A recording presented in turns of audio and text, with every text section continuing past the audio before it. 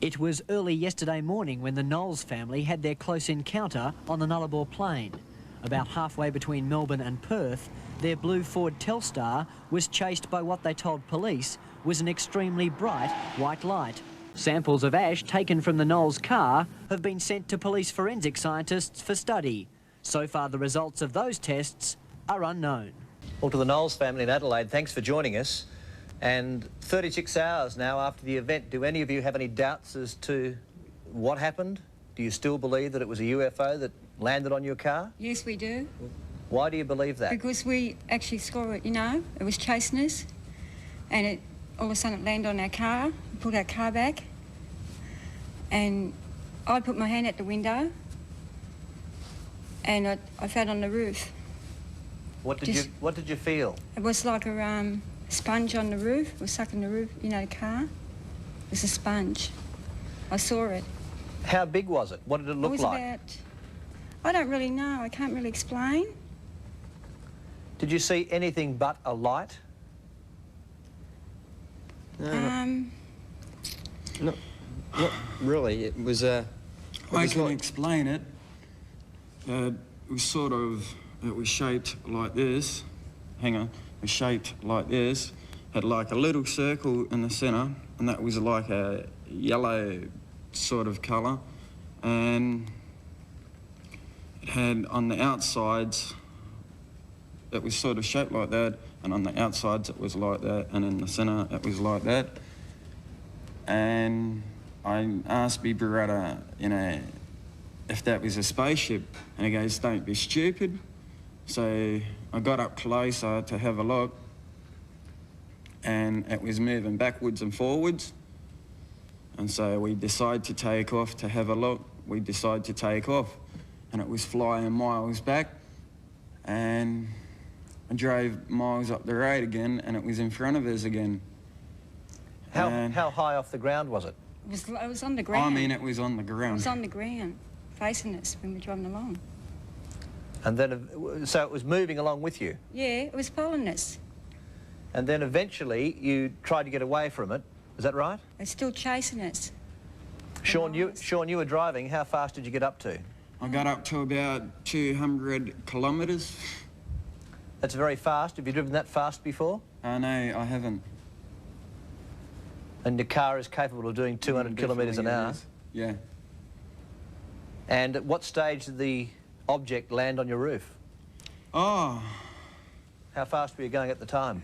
I was doing about 200. I got a blowout, and once the car stopped, I blinked out, and I don't know what happened after that. It was definitely on the roof. How do we know you're telling the truth? Oh, there was even witnesses. But a lot of people think that you are making it up. Do you realise that? That's not true. No way.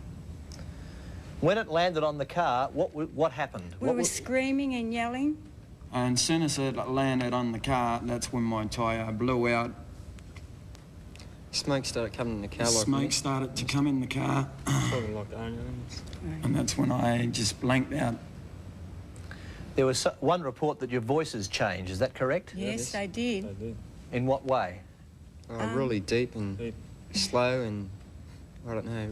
We started sounding like that. Real deep, deeper than that even. It was so deep, it's really hard to explain. More or less like our voice kind of died out as we were talking. If a car has a blowout at 200 kilometres an hour, there is a danger, isn't it, that it will overturn? How come you didn't?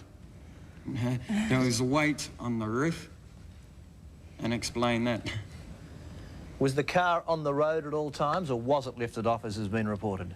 We don't really know, but we think it has been lifted off the road. How long did it, how long was it with you, this object? For about 5 or 10 minutes, we think. Were there any sounds or smells? Yes, there was. There was a sound, it sounded like a humming sound. It sounded like boom, boom, boom. And when it was on the roof, I wound down my window, and all this smoke started coming. It was like a greyish black mist. And that's when our voices started to change. All of us, our voices just went really deep and strange.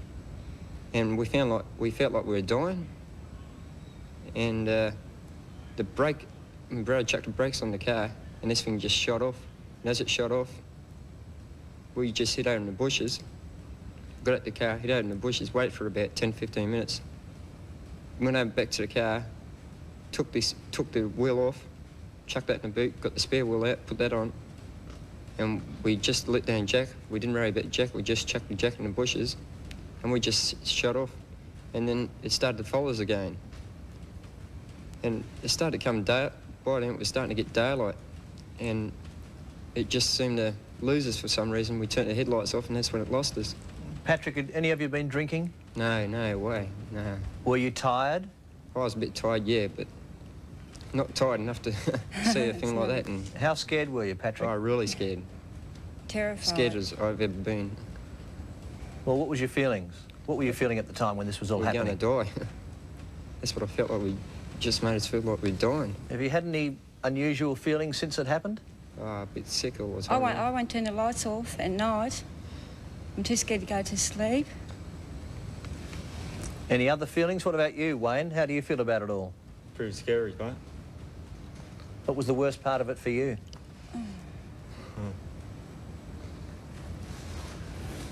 Would you be happy to go back there and have a look around to see what had happened? Not really, I want to go back.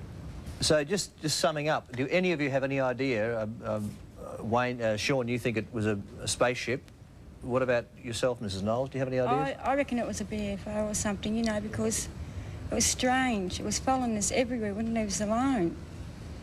I was a nervous wreck when I got up to the garage. So. Well, thank you very much for telling us your story, and take it easy on the roads. Thank you. Thank you. Thanks a lot. Thanks.